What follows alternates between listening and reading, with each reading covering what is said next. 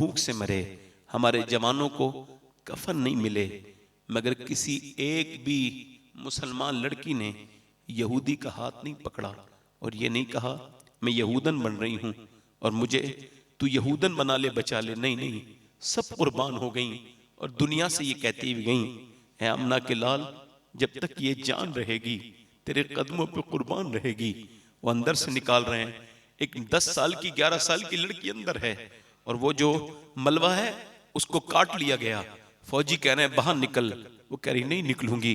कहा बाहर निकल, कई दिन से अंदर है, भूखी है, प्यासी है, बाहर निकल, पानी पी ले, बाहर निकल, खाना खा ले। अंदर से आवाज आई, नहीं नहीं, खाने से भी ज्यादा, पानी से भी ज्यादा बात यह है कि मुझे मेरे सर पे दुपट्टा नहीं है, अगर बिना दुपट्टे के बाहर निकलूंगी तो मेरा खुदा नाराज हो जाएगा। ऐसा करो अंदर पहले दुपट्टा फेंको, उसके बाद आऊंगी। हमारी बेटियां तो इंस्टाग्राम पे नाचने लगी मुसलमानों की, जो फिटिंग का लिबास पहनती हैं इन्हें पता है कि मुसल इस्लाम क्या होता है। जो मज़ारों पे नाच गाने देखती हैं इनको खबर है कि दीन क्या है। आपका दिल क्या कहता है, बोलो कौन सा दीन है। हमारी शादियां देख के लगता है ये मुसलमानों की शादियां, हरगिज नहीं लगता।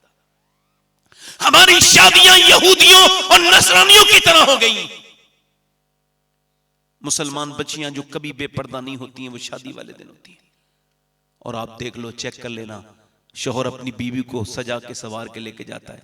इसका मतलब समझ लो क्या है, इसका मतलब यह है वो ऐलान कर रहा है कि मैं किसी और की बीवी को देखूंगा तो अपनी बीवी को बदले में लेके जा रहा हूं कि कोई और इसको गंदी नजर से देखे। थोड़ी सी बात कड़वी है मगर बात सच है। अपनी बहन को जो लेके जाता है वो लाशऊरी तौर पे ऐलान करता है कि मैं दूसरे की बहन की इज्जत पे नजर डालूंगा, अपने घर की इज्जत से लेके जा रहा हूं ताकि इस पे कोई और नजर डाले। मैं तो ऐसी शादी, सारी शादियों से मैं बिल्कुल बेजार हूं, मेरा कोई ताल्लुक नहीं, न ऐसी शादी करने वालों से, न ऐसी शादी में आने वालों, मेरी ऐसी शादियों से कोई ताल्लुक नहीं।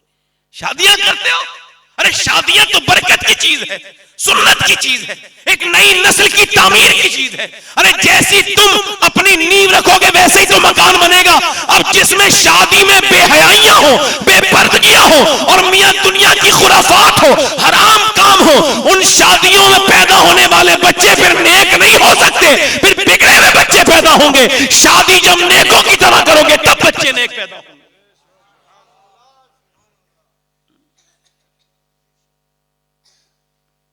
एक तुम्हारे यहां की शादियां, एक हुजूर के घर की शादी है, जरा जोर से बोलो सुभान अल्लाह। जमीन के नीचे और जमीन के ऊपर और आसमान के नीचे इतना खूबसूरत जोड़ा किसी का नहीं है नबियों के बाद जितना जोड़ा अली और फातिमा का खूबसूरत है। और कितना खूबसूरत जोड़ा है कि हुजूर फरमाते हैं जन्नत में जब जन्नती चले जाएंगे, कौन,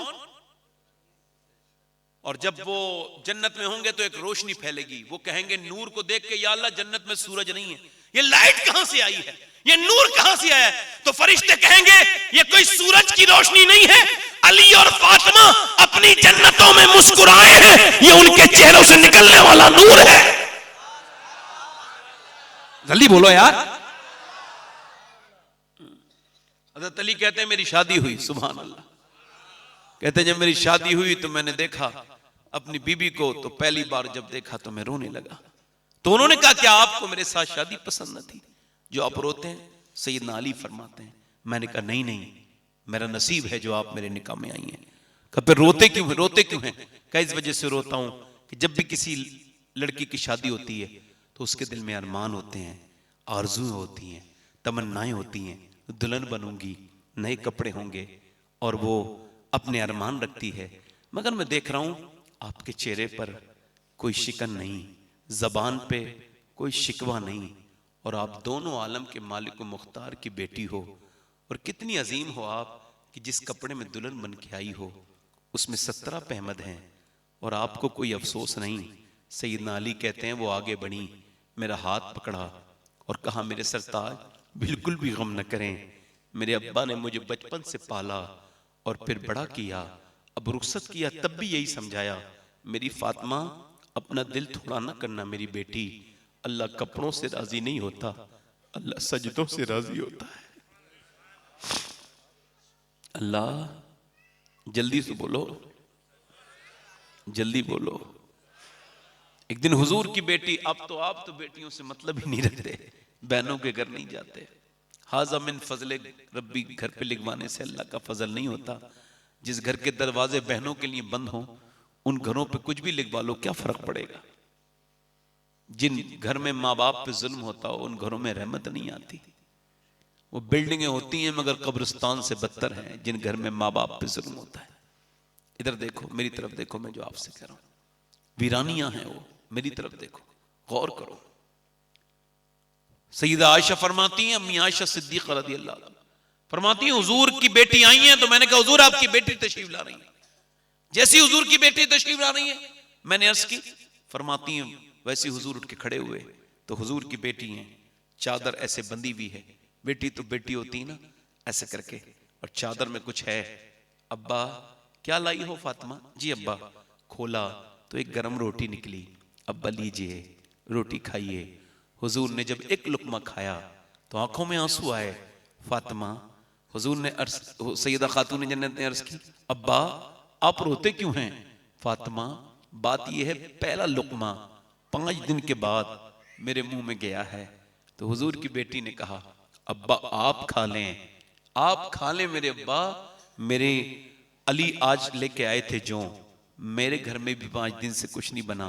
मैंने जौ बनाए, रोटी बनाई, पानी भर के लाई, और फिर मैंने हसन और हुसैन को भी खिला दिया, अपने शौहर को भी पेश कर दिया। अपने बदले की रोटी नहीं खाई। मैंने सोचा पहले अपने अब्बा को खिलाऊंगी, उसके बाद खाऊंगी।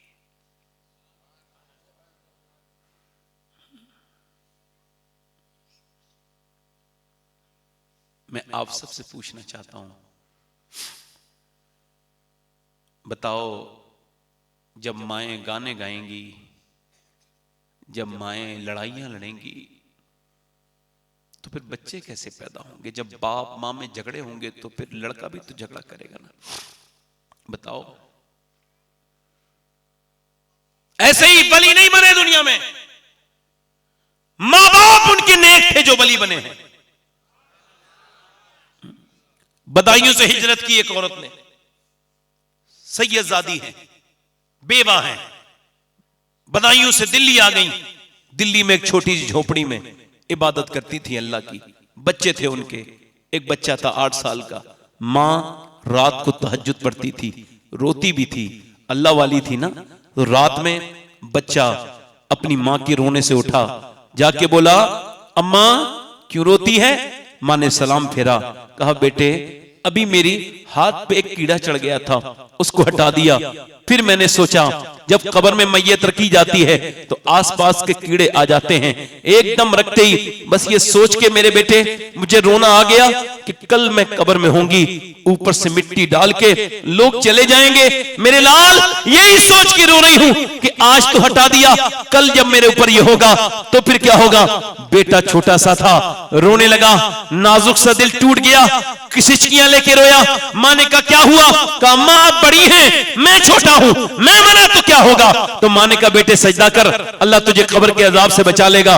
बेटा जब सजदे में गया और जब बेटा रोया तो माँ का दिल भी भराया, फूट के सजदे में रोई और कहने लगी मालिक मेरा बेटा सजदे में गया है, इसे कबूल कर ले। मैं एक बेवा औरत हूं, ये मेरा यतीम बच्चा है, मेरे बेटे को कबूल कर ले मेरे मालिक। कभी अपने बच्चों के साथ नमाजें पढ़ के देखो, तुम्हारे दिल खुश हो जाएंगे, तुम्हारी आखिरत तुम्हारी बन जाएगी, तुम्हारा रब तुमसे राजी हो जाएगा। जब तुम ही नमाज नहीं पढ़ते तो तुम अपने बच्चों को कैसे नमाज पढ़ाओगे? जब औरतें खुद नमाज नहीं पढ़ती तो अपनी बेटियों को कैसे नमाज पढ़ाएंगी? जब माँ बाप नमाज नहीं पढ़ते, मेरे बात सुनो, मेरी बात मेरी तो गौर से।